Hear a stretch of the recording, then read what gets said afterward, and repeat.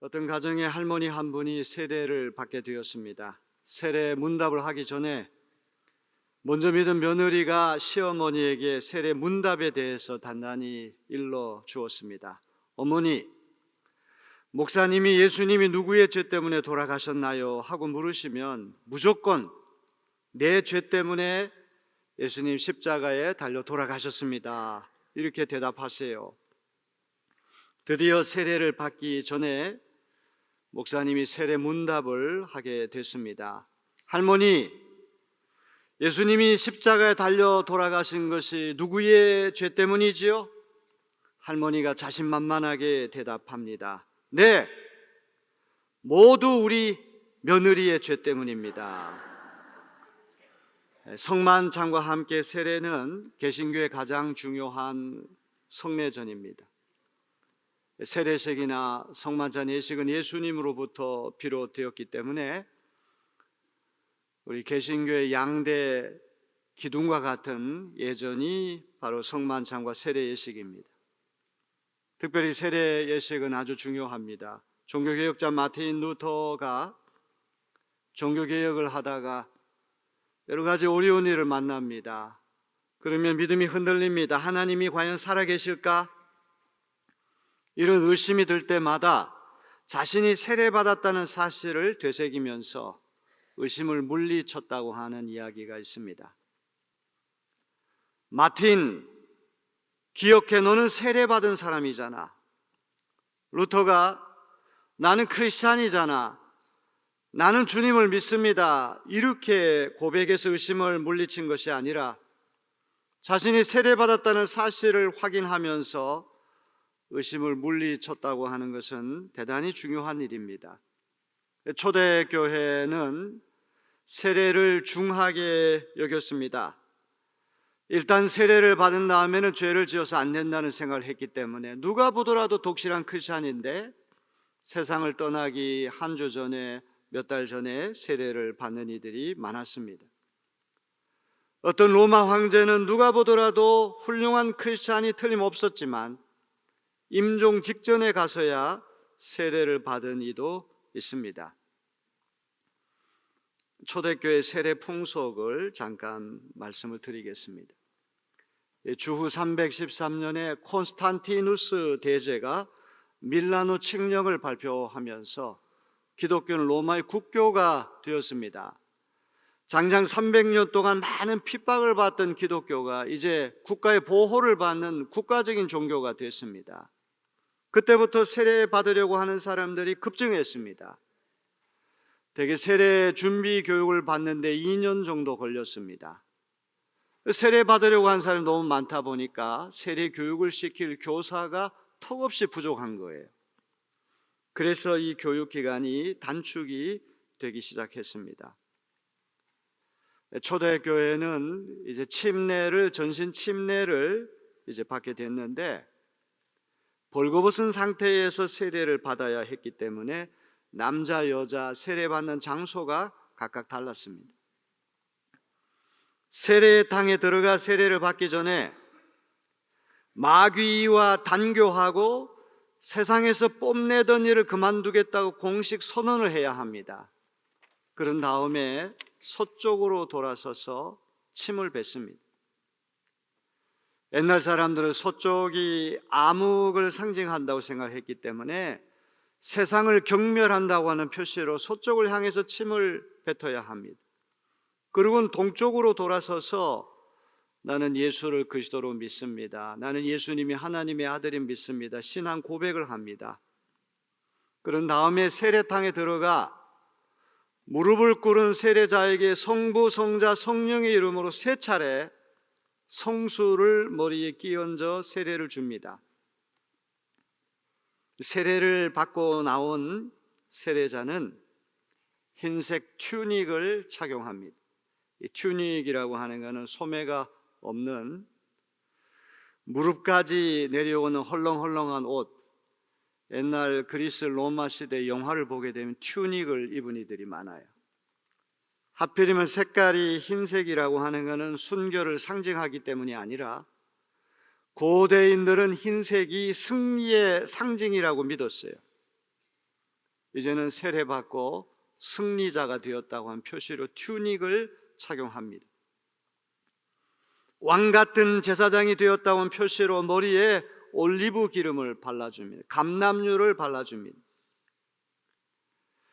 이렇게 해서 세례 예식이 끝난 다음에 성전에서 교인들이 세례받은 이들이 들어오기를 기다립니다.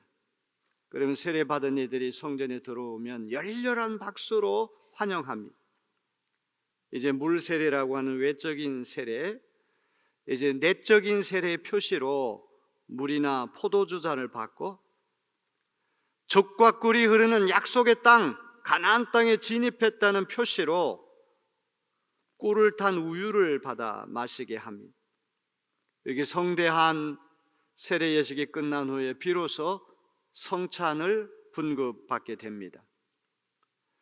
초대교회에서 세례가 얼마나 중요했는가를 알려주는 이야기입니다. 세례가 이렇게 중요하다면 오늘 우리는 세례의 의미를 다시 한번 짚어보고 우리가 세례받은 하나님의 자녀란 사실을 확인하는 시간이 되어야 하겠습니다. 우리는 생일이나 결혼 기념일은 정확하게 기억해서 해마다 축하 파티를 엽니다. 하지만 아직까지 저는 세례 기념일을 지키는 교인을 한 사람도 본 적이 없습니다. 하기야 저도 세례받은 날짜나 세례를 집례해 주신 목사님은 정확하게 기억하고 있지만 세례 기념일을 따로 지킨 적은 없습니다. 목사가 이러니 교인들은 두말할 필요가 없을 것입니다. 사도행전 19장 1절로부터 7절을 보게 되면 바울이 에베소 교회를 방문했을 때 세례받은 이야기를 하고 있습니다. 에베소 교회 신자들에게 당신들 세례받을 때 성령을 받았느냐 묻습니다. 그랬더니 그들이 우리는 성령이 있다는 말도 들어본 적이 없습니다. 이렇게 대답합니다. 바울이 에베소 교인들에게 그러면 너희가 무슨 세례를 받았느냐 했더니 요한의 물 세례를 받았다고 대답합니다. 에베소 교회를 담임했던 아볼로 목사님으로부터 물 세례를 받았다는 대답을 합니다. 물 세례는 어떤 세례입니까? 이것은 회개의 세례입니다. 진정한 의미의 기독교적인 세례가 아직 아니죠. 구약의 맨 마지막 시대에 예수께서 오시기 직전 그리스도의 사역을 준비하기 위한 정결례, 회개하고 죄를 씻는 세례가 요한의 물 세례입니다. 에베소 교인들의 말을 들은 바울이 다시 이미 요한의 물 세례를 받았다고 하는 사람들에게 주 예수의 이름으로 세례를 줍니다. 진정한 의미의 기독교적인 세례를 받게 된 것입니다. 그날 12명쯤 되는 에베소 교인들이 예수님의 이름으로 세례를 받았더니 성령이 역사하여 방언과 예언이 터졌다고 사도행전 19장은 우리에게 들려줍니다. 여기서는 우리는 한 사람이 진정한 기독교인 되기 위해서는 4가지 중요한 요소가 필요하다는 사실을 발견합니다. 첫째는 죄를 회개하는 것이 필요해요. 먼저 과거에 내가 저질렀던 잘못을 주님 앞에 다 뉘우치고 바꾸어야 됩니다. 두 번째는 그리스도 예수에 대한 믿음이 필요해요. 죄를 씻고 나는 예수님이 하나님의 아들이고 나의 죄를 구속해 주시는 구세주이심을 믿습니다. 이런 공개적인 신앙 고백이 필요합니다. 세 번째는 물 세례가 필요합니다. 고등학교 3학년 과정을 열심히 잘 공부하고 출석 잘해가지고 이제 마치게 되면 그 사람이 고등학교 3년 과정을 잘 이수했는지 못했는지를 확인해 주는 게 졸업장이에요. 졸업장이 없게 되면 아무리 공부 열심히 하고 아무리 열심히 출석했다고 할지라도 남는 게 없잖아요. 나의 죄를 회개하고 예수 그리스도를 구주로 영접해서 구원받았다고 하는 외적인 표시가 바로 물 세례라고 하는 것을 기억해야 됩니다. 오늘 세례를 받기 전에 우리의 죄를 회개하고 예수께서 우리의 구세주가 되심을 믿는 신앙 고백이 필요합니다. 이것이 근거가 될 때 물 세례를 받게 됩니다. 예수님의 이름으로 물 세례를 받고 여기서 한 걸음 더 나아가 성령 세례를 받게 될 때 우리는 진정한 크리스찬이 될 수가 있는 것입니다. 어떤 사람은 예수님이 세례받은 요단강 성수로 세례받아야 진짜다, 이미 세례를 받았지만 성지순례 가가지고 또 한 번 세례를 받는 이들이 있는데, 2000년 전에 예수님이 어느 지점에 가 세례를 받으시고 어떤 물로 세례를 받으셨는지 아무도 알 길이 없어요. 예수님이 세례 받으시던 물은 다 흘러 어디론가 소멸되고 말았어요. 아무리 요단강에 가가지고 100번 1000번 세례를 받는다고 할지라도 우리의 죄를 회개하고 예수 그리스도를 진정으로 믿는 믿음 없이 하나의 형식만으로 세례를 받는다는 그 세례는 아무런 효력이 없는 것입니다. 진정한 크리스찬이 되기 위해서 물 세례만으로는 안 되고 한 걸음 더 나가서 성령의 내적인 세례, 마음의 세례를 받아야지 참된 크리스찬이 될 수 있다고 하는 것을 기억해야 됩니다. 예수님의 공생애는 30살부터 33살까지 3년 동안 사역을 하신 것으로 우리가 알고 있습니다. 예수님의 공생의 출발점은 세례자 요한에게서 세례받는 수세 사건, 세례받는 수세로부터 예수님 공생애가 시작됐습니다. 마가복음 1장 10절로부터 11절은 이런 말씀합니다. 예수께서 물에서 올라오실 때 하늘이 갈라짐과 성령이 비둘기같이 자기에게 내려오심을 보시더니 하늘로부터 소리가 나기를 너는 내 사랑하는 아들이라, 내가 너를 기뻐하노라 하시니라. 예수님이 세례를 받으셨더니 먼저 하늘이 갈라졌다고 성경 말씀합니다. 하늘이 갈라졌다고 하는 말은 하늘과 땅이 연결되었다고 하는 말입니다. 영원하신 하나님께서 시간 속으로 뚫고 들어오셨다는 말씀입니다. 하나님과 인간이 만나게 됐다는 말이죠. 오늘 세례받는 분들은 세례받는 그 순간 하늘이 갈라져 하나님과 세례받는 사람이 연결되는 역사가 일어나게 될 줄로 믿습니다. 하늘이 갈라질 때 두 가지 현상이 일어났어요. 첫째는 성령이 비둘기같이 예수님께 내려왔다, 이렇게 말씀합니다. 비둘기가 내려온 게 아니에요. 성령을 비둘기라고 말하지 않고 비둘기같이라고 표현하는 것을 주목해야 됩니다. 비둘기가 가지는 속성이 평화의 상징이듯이 어떤 말로 표현할 수 없는 비둘기의 그 어떤 속성 같은 것이 예수님 위에 신비하게 임했다고 하는 것입니다. 기독교 세례와 요한의 물 세례의 차이점은 어디에 있습니까? 물 세례는 죄를 씻어주는 것에 불과하지만 예수님의 이름으로 받는 기독교 세례는 성령의 능력에 의해서 하나님께서 우리의 아버지가 되시고 우리는 하나님의 자녀가 되는 특별한 관계로 진입하는 출발점이 되는 줄로 믿습니다. 두 번째로 하늘로부터 너는 내 사랑하는 아들이라, 내가 너를 기뻐하노라 하는 하늘의 음성이 들려옵니다. 아직 예수님이 하나님의 아들로서 그 어떤 일을 하시지도 않았는데 이런 말씀이 들려옵니다. 예수님의 공생의 시작을 알리는 수세 사건은 예수님이 하나님의 아들로서 어떤 일을 하신 것이 아니라 순전히 하나님이 예수님을 위해서 하신 일이라고 하는 것을 기억해야 됩니다. 아무런 사역도 하시지 않았음에도 너는 내 사랑하는 아들이라, 내가 너를 기뻐하노라, 이런 말씀을 들으셨습니다. 오늘 우리가 세례를 받을 때도 하나님이 우리를 사랑하시고 기뻐하실 만한 그 어떤 자격을 갖추지 못했고 그 어떤 선행을 행한 적도 없다고 할지라도 하나님이 먼저 내 사랑하는 아들이요 딸이요 내가 너를 기뻐하노라 음성을 우리에게 들려주실 줄로 믿습니다. 전적인 하나님의 은혜인 줄로 믿습니다. 세례는 우리가 하나님을 위해서 어떤 일을 행하는 것이 아니라 하나님께서 우리를 위해서 행하시는 은혜의 사건이라고 하는 것을 우리는 잊지 말아야 할 것입니다. 오늘 세례를 받으시는 분들은 물 세례뿐만 아니라 성령 세례까지 받게 되시기를 주님의 이름으로 축원합니다. 진정으로 죄를 회개하고 씻어낸 다음에 비둘기 같은 성령이 강림해서 내 사랑하는 아들이요 내 사랑하는 딸이요 내가 너를 기뻐하노라. 하나님의 성음, 거룩한 음성을 들을 수 있게 되기를 주님의 이름으로 기원합니다.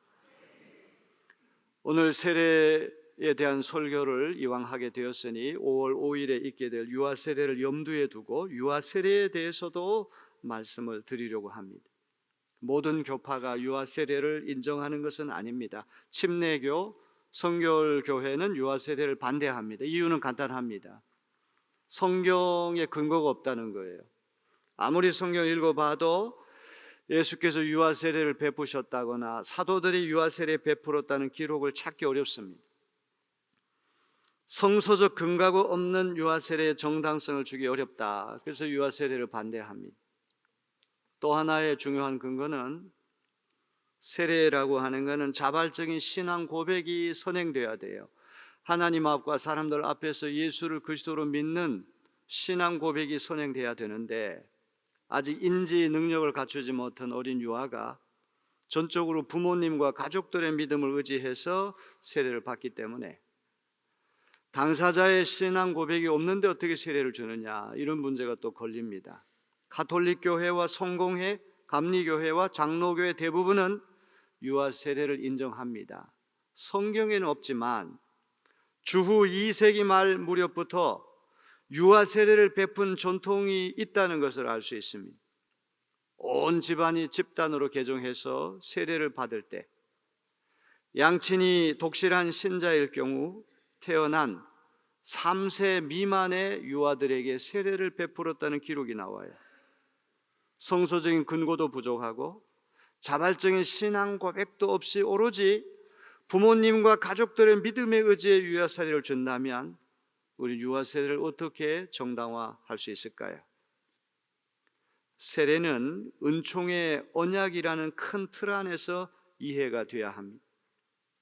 은총의 언약이라는 것은 무엇입니까? 아담과 하와 이후 죄를 범해 타락한 온 인류를 구원하시기 위해서 하나님께서 말씀으로 구원을 약속해 주시는 것이 은총의 언약입니다. 죄와 죽음에 빠진 인간을 끝이 없는 은혜로 구원해 주신다는 하나님의 약속. 하나님께서 죄와 죽음에 빠진 인간을 은혜로 구원하신다는 언약의 대상은 성인만이 아니고 유아들까지 포함되는 것입니다. 예수님 십자가 달려 돌아가신 것은 어른들만 위해 돌아가신 것이 아니라 어린 영아들, 유아들 위해서도 예수님 십자가에 돌아가셨다는 것을 기억해야 됩니다. 구약 시대에 하나님의 언약 백성의 표시는 할례였어요. 신약 시대에 와서는 구원받은 하나님의 표시는 세례가 되는 것입니다. 하나님께서 예수 그리스도를 통해서 죄와 죽음에 빠진 인류를 구속하신다고 할 때 그 대상은 어른들만이 아니고 영아들, 유아들까지 포함된다고 하는 것을 기억해야 됩니다.